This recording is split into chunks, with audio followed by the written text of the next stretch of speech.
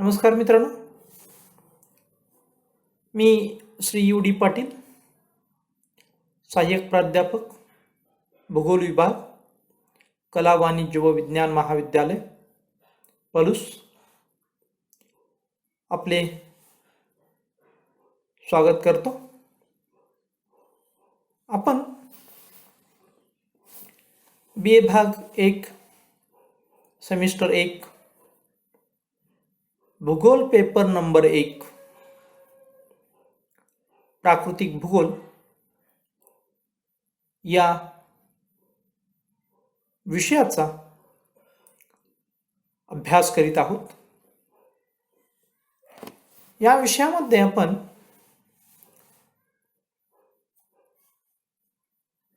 अभ्यासक्रमाची ओळख करून घेतलेली आहे आणि यामध्ये फिजिकल जिओग्राफी असं याचं नाव असून यामध्ये 4 टॉपिक आहेत, ज्याला आपण मॉड्यूल्स असंही म्हणतो. या सर्व गोष्टींचा आपण अभ्यास केलेला आहे, अभ्यासक्रमाची ओळख ही केलेली आहे. परंतु आपण पाठीमागील तासाला जे काही अध्ययन केलं त्याचा आढावा घेण्याचा हा प्रयास आहे. तर भूगोलाच्या प्राकृतिक भूगोल या शाखेचा आपण अभ्यास करत असताना विद्यापीठाने आपल्याला 4 प्रकरणांचा अभ्यासक्रम अभ्यासासाठी दिलेला आहे. ही 4 प्रकरणं आपल्यासमोर मॉड्यूल्स या नावाने दिसत आहेत. यामध्ये पहिला टॉपिक आहे तो इंट्रोडक्शन टू फिजिकल जिओग्राफी, प्राकृतिक भूगोलाची ओळख. ॲटमॉस्फिअर दुसरा टॉपिक आहे,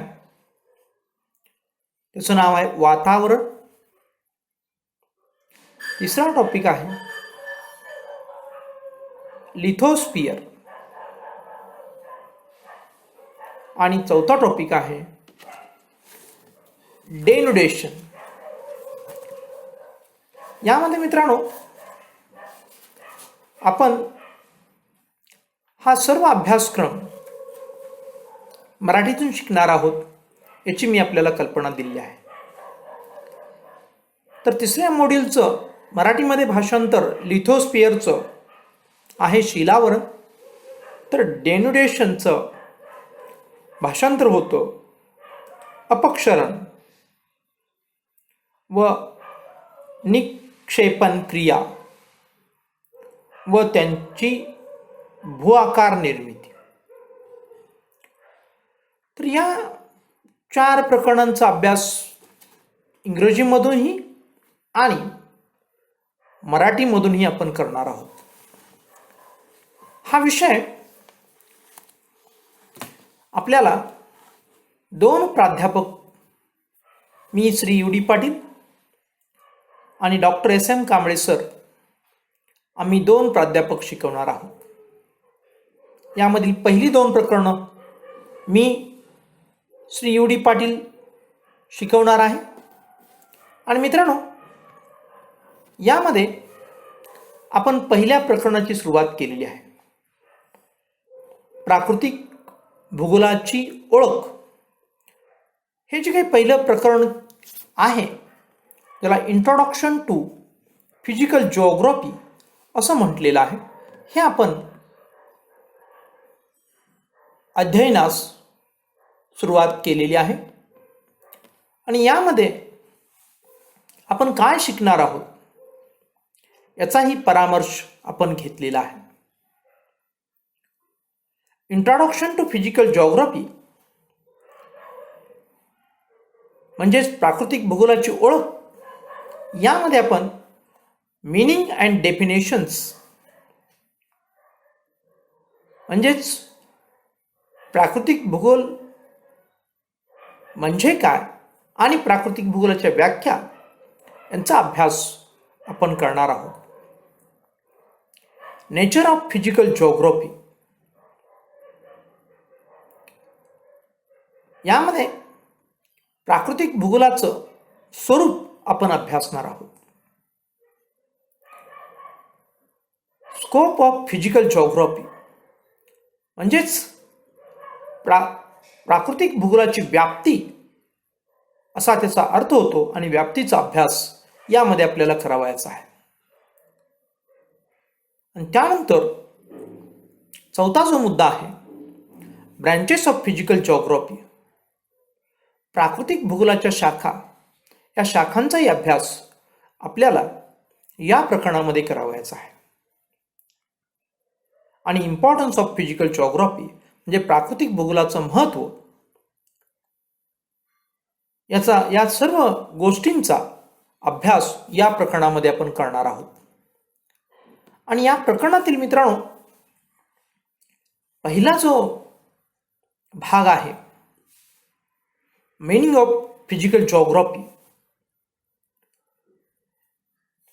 हे अभ्यासण्यास सुरुवात करण्यापूर्वी प्रथम आपल्याला मीनिंग ऑफ जिओग्राफी म्हणजेच भूगोल म्हणजे काय याचं अध्ययन आपण पाठीमागच्या क्लासमध्ये केलेला आहे.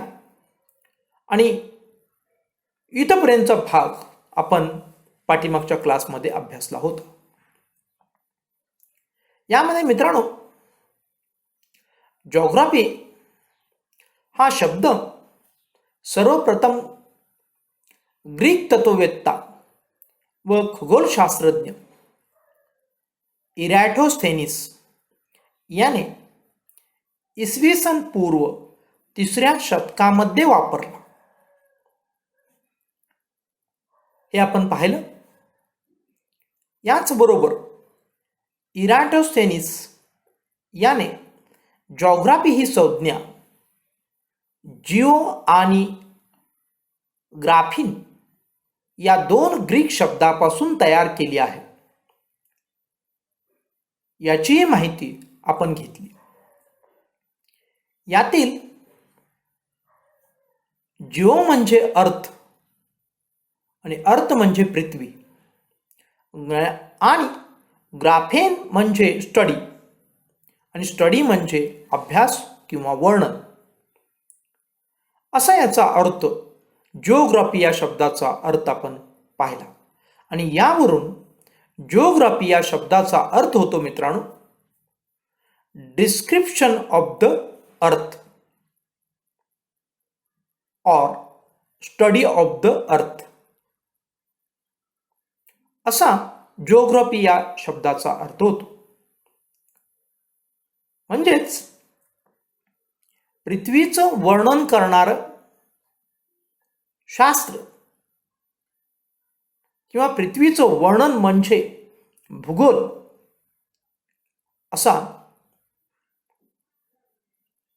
आपण भूगोल म्हणजे काय याचा अर्थ पाहिला. याशिवाय आपण इतरही गोष्टींच्यावरती प्रकाश टाकण्याचा प्रयत्न केलेला आहे, की जसं भूगोलाला शास्त्रीय स्वरूप कसं प्राप्त झालं याचाही थोडासा अभ्यास पाठीमागील क्लासमध्ये आपण केला. आणि मग भूगोल म्हणजे काय याचा अधिकचा अभ्यास किंवा अधिकची माहिती आज आपण पाहणार आहोत. मित्रांनो, भूगोल म्हणजे निसर्ग, भूगोल म्हणजे पृथ्वीचं वर्णन. आणि पृथ्वीचं वर्णन म्हटल्यानंतर अर्थातच निसर्गाचं वर्णन, आणि निसर्गाचं वर्णन म्हणजेच या पृथ्वीवरती असणाऱ्या सर्व नैसर्गिक घटकांचं वर्णन किंवा अभ्यास म्हणजेच भूगोल होय. जेव्हा आपण निसर्गाचा किंवा या प्रकृतीचा किंवा या पृथ्वीच्या विविधतेचा अभ्यास करतो तेव्हा आपण अचंबित होऊन जातो, थक्क होऊन जातो. कारण ही धरणी माता विविधतेने नटलेली आहे आणि अनेक विरोधाभास या पृथ्वीवरती आपणास पाहावयासही मिळतात. आणि हे सर्व अभ्यासून, पाहून, निरीक्षण करून आपण आश्चर्यचकित झाल्याशिवाय राहत नाही. यामधील अनेक गोष्टींचा उलगडा भूगोलाच्या अभ्यासकांना, विज्ञानाच्या प्राध्यापकांना, तसेच शास्त्रज्ञांना आणि तुम्हा अभ्यासकांना काही गोष्टींचा उलगडा झालेला आहे.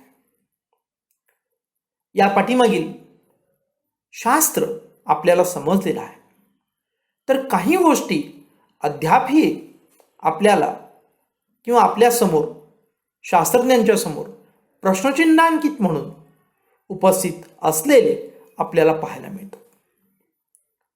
तरीही आपण अभ्यासाचा ध्यास सोडलेला नाही आणि ह्या अनुत्तरित प्रश्नांची उत्तरं मिळवण्यासाठी शास्त्रज्ञांच्या पासून त्या तुम्हा सारख्या अभ्यासकांपर्यंत सर्व लोक आपण धडपड करीत आहोत, प्रयत्न करीत आहोत आणि त्याला दिवसेदिवस आपणाला यशही येत आहे. जरी आपल्याला निसर्गाची उकल करण्यामध्ये यश आलं तरी सुद्धा आपण गर्वाने फुलून जाण्याचं काहीच कारण नाही.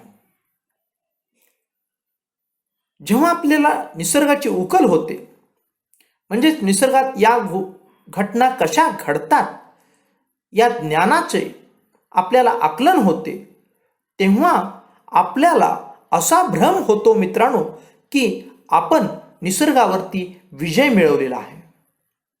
परंतु असं होत नसतं. माणसाची एक सीमित शक्ती आहे. त्या शक्ती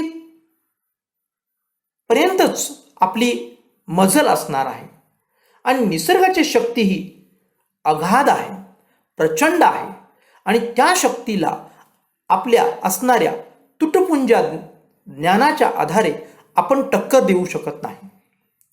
म्हणून तर जेव्हा जेव्हा आपल्यासमोर नैसर्गिक आपत्ती येतात तेव्हा तेव्हा आपल्याला थांबावं लागतं, तेव्हा तेव्हा आपल्याला विचार करावा लागतो, तेव्हा तेव्हा आपल्याला आपल्या शक्तीचं असणारं भान आपण समजून घ्यावं लागतं, आपल्या मर्यादेचं भान आपल्याला समजून घ्यावं लागतं. आणि मग आपल्या लक्षात येतं की मानव हा निसर्गापुढं एक अत्यंत क्षुद्र, अत्यंत सीमित असा एक निसर्गाचा घटक आहे आणि त्याने निसर्गाची जोपासना करायला हवी.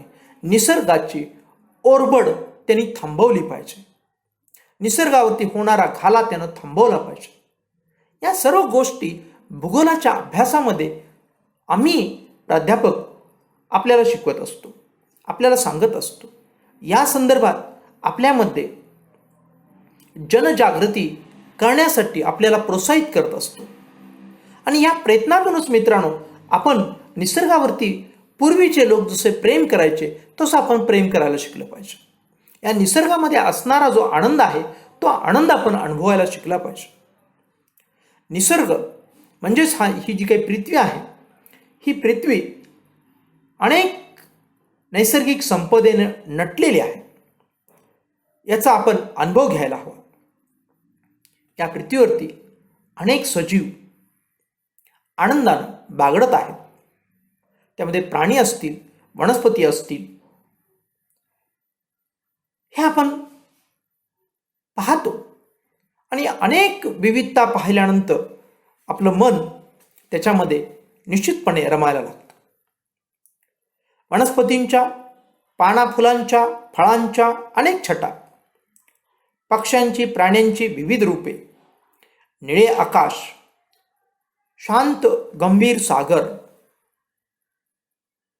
रम्य वनसंपदा, पक्ष्यांची किलबिल, वाऱ्यांची झुळझुळ, विजेचा झगमगाट,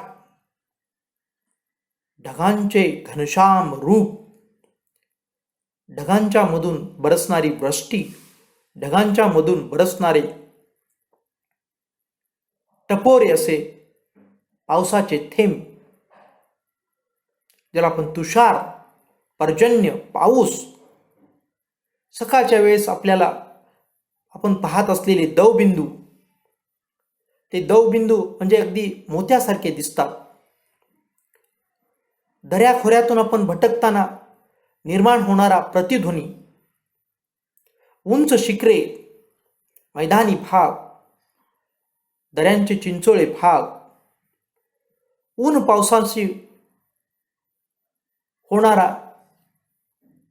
पावसाचा होणारा खेळ आणि त्यामधूनच तयार होणारा सप्तरंगी इंद्रधनुष्य, अशी पृथ्वीवरील अनेक विविधता आपल्या मनाला प्रसन्न करते. हिरे माणकांचे, सोन्या चांदींचे साठे वसुंधरेने आपल्या कवचाखाली लपवलेले आहेत. याच धरेच्या, पृथ्वीच्या पोटात ज्वालामुखीचा अग्नीही आहे. मृगजळाचा भास निर्माण करणाऱ्या वाळवंटाचे रखरखणारे, पाण्या वाचून ओसाड बनलेले रूप वृक्ष असते, हेही आपण पाहतो. पृथ्वीवरील असे निर्जन वाळवंटे आपल्याला पाहायला मिळतात. तर याच्या विरुद्ध सजल निर्जन वाळवंटेही आपल्याला पाहायला मिळतात. निर्जन वाळवंटी म्हणजे उष्ण वाळवंटी. सजल निर्जन वाळवंटे म्हणजे मित्रांनो शीत वाळवंट, की ज्या ठिकाणी पाणी आहे परंतु ते बर्फाच्या रूपात आहे, गोठलेल्या रूपात आहे, आणि म्हणून तिथं जी काही मनुष्य आहे तो त्या ठिकाणी आपल्याला पाहायला मिळत नाही, म्हणून त्यालाही आपण निर्जन अशी वाळवंट असं म्हणतो. काही ठिकाणी घनदाट जंगलं आहेत, तर काही भाग पृथ्वीचा शांत अशा समुद्रानं सागरानं व्यापलेला आहे. आणि यामध्ये आपल्याला कधी कधी असणारा हा शांत समुद्र उग्र रूप धारण करतो. त्यांच्या खवळलेल्या लाटांच्यामुळं आपल्या मनामध्ये भय निर्माण होतो. हेही आपण पाहतो. दिवस रात्र आपण पाहतो. दिवस रात्र या कालाच्या असणाऱ्या चाकांच्यामुळं काळाला कशी गती प्राप्त झालेली आहे हे आपण पाहतो. दिवस रात्र या काळांच्या चाकांच्या मधून आपण पाहतो की ऋतूंचा अनुभव आपण घेतो. कधी आपण पावसाळा अनुभवतो, कधी आपण हिवाळा अनुभवतो, कधी आपण उन्हाळा अनुभवतो. या प्रत्येक ऋतूमधील भिन्नता आपण अनुभवतो. पावसाळ्यामध्ये आपल्याला वाटतं की नको हा पाऊस, नको हा रिपरिप, नको हा चिखल, नको हा महापूर. परंतु उन्हाळ्यामध्ये जेव्हा आपल्याला उन्हाचे चटके बसायला लागतात तेव्हा आपल्याला पाऊस हवासा वाटतो. म्हणजे सगळ्या ह्या भिन्नता असणाऱ्या निसर्गातल्या या ऋतूंच्या भिन्नता आपण अनुभवतो. आणि उन्हाळ्याचे चटके आपल्याला जेव्हा नकोसे होतात तेव्हा आपल्याला पाऊस हवासा असतो, तेव्हा आपल्याला थंडी हवीशी असते. या सर्व गोष्टी या पृथ्वीचे असणारे विविध असणारे काय छटा आहे. ही पृथ्वीची असणारी विविधता आहे. ही पृथ्वीची असणारी नैसर्गिक विविधता आहे. अशा प्रकारे ही पृथ्वी अनेक प्रकारे नटलेली आहे. याचं वर्णन आपण करू तेवढं थोडं आहे. जसं आपण निसर्गानं आपल्याला दिवसा सूर्याच्या रूपामध्ये प्रकाश देणारी यंत्रणा निर्माण केलेली आहे, तर रात्रीच्या अंधारात आपल्याला चंद्राची शीतलता आणि मंद असणारा प्रकाश आपल्याला प्रदान करणारा चंद्राची व्यवस्था आपल्याला करून ठेवलेली आहे.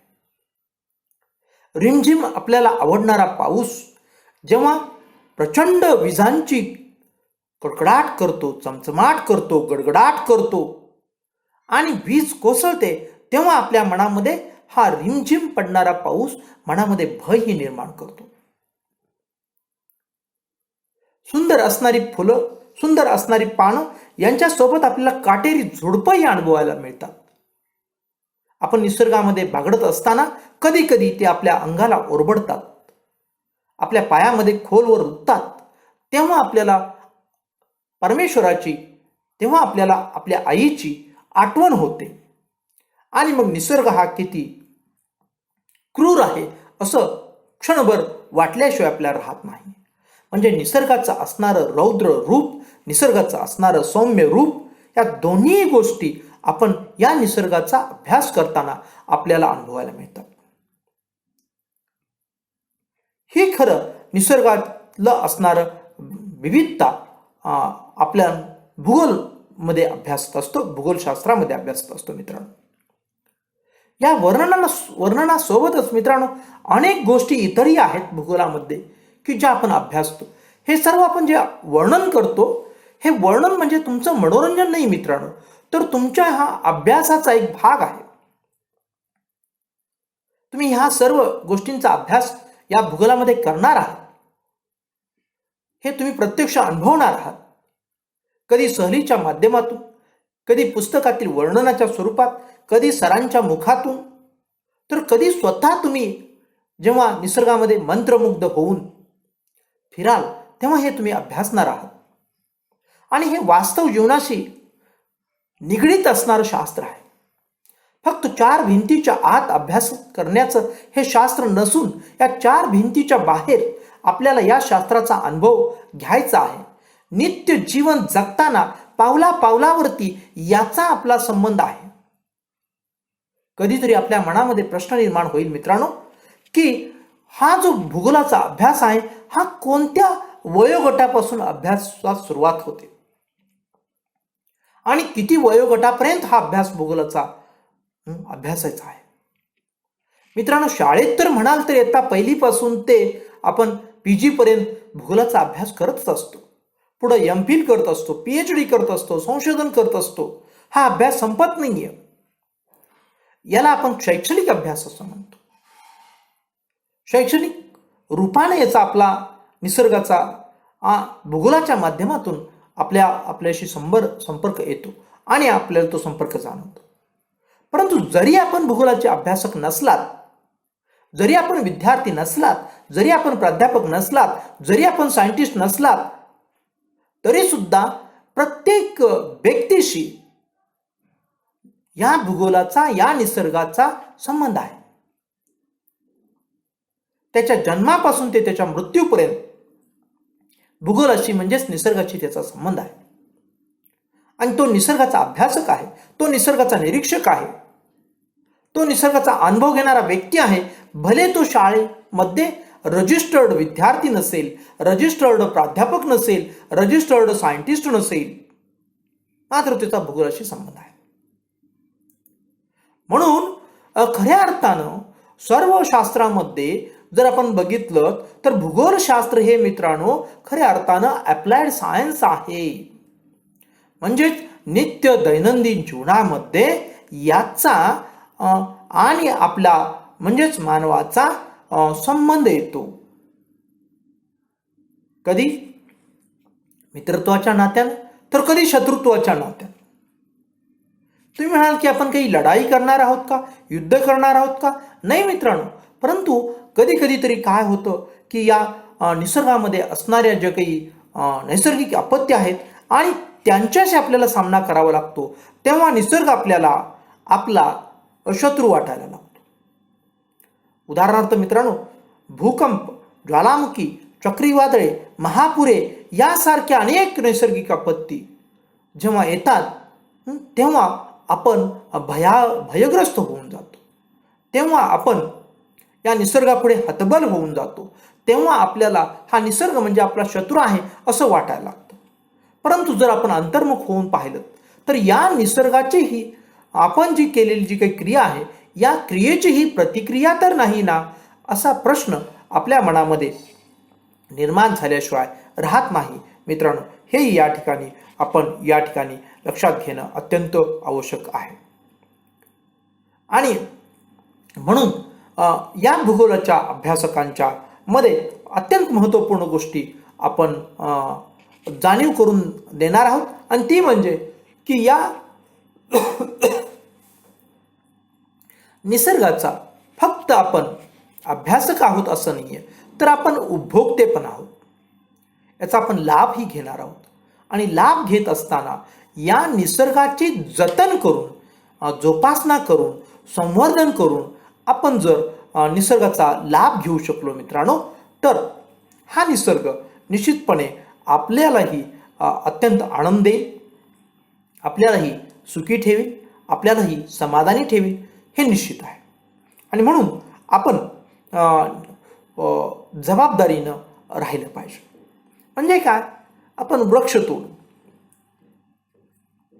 जेव्हा आपण करतो तेव्हा आपल्याला खरंच वृक्ष तोडण्याची आवश्यकता आहे का, याचा आपण विचार केला पाहिजे.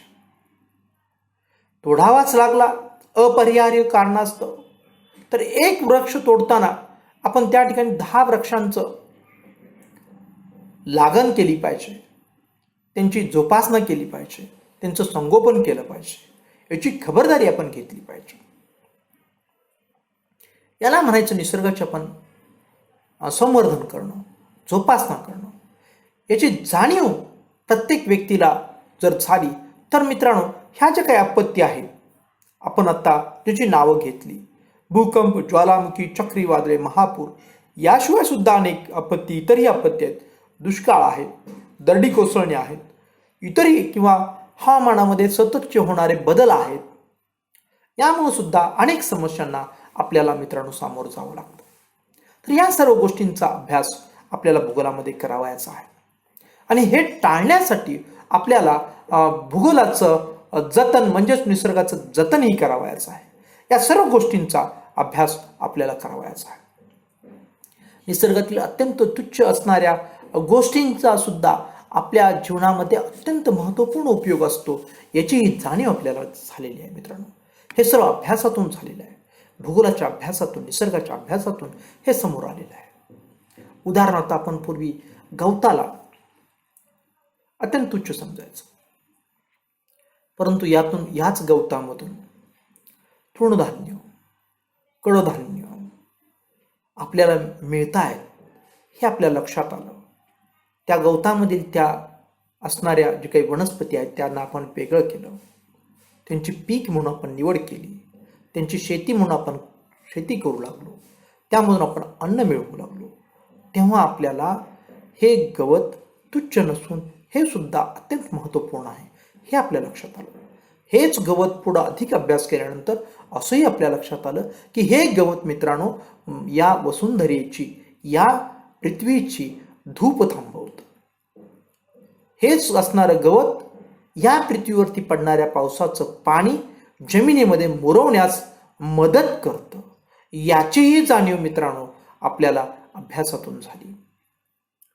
हेच गवत मित्रांनो हवेमधील कार्बन डायऑक्साईड घेताना ऑक्सिजन सोडतं, म्हणजेच या पर्यावरणाचं असणारं संतुलन राखण्यास मदत करतं. याचीही जाणीव आपल्याला झाली. म्हणजे मित्रांनो, मी या ठिकाणी आपल्याला जाणीव करून देतोय की अत्यंत नगण्य, अत्यंत तुच्छ असणारं गवत सुद्धा हे बिनकामाचं नाही. या निसर्गातील प्रत्येक गोष्ट, प्रत्येक सूक्ष्म मधली सूक्ष्म असणारा घटक सुद्धा हा निसर्गाच्या आणि आपल्या उपयुक्तेचा आहे, हे आपण या ठिकाणी भूगोलाचे अभ्यासक म्हणून लक्षात घेतलं पाहिजे. मग ते असणारं गवत असू दे किंवा हवेमध्ये असणारा डस्ट असू दे, ज्याला आपण धुलीकण म्हणतो, तो धुलीकण असू दे, तो सुद्धा निसर्गामध्ये टाकाऊ नाही, बिनकामाचा नाही, त्याचाही महत्त्वपूर्ण रोल आहे. आणि म्हणून मित्रांनो, निसर्गाच्या संदर्भात आईन्स्टाईन नावाचे शास्त्रज्ञ म्हणतात की निसर्ग हा अत्यंत परिपूर्ण बुद्धिमत्तेनं निर्माण झालेला आहे. आणि मग या बुद्धिमत्तेला काही लोक परमेश्वर म्हणतात तर काही लोक निसर्गाचं म्हणतात. तेव्हा मित्रांनो, या असणाऱ्या या भूगोलाचा अभ्यास म्हणजेच आपण निसर्गाचा अभ्यास करणार आहोत.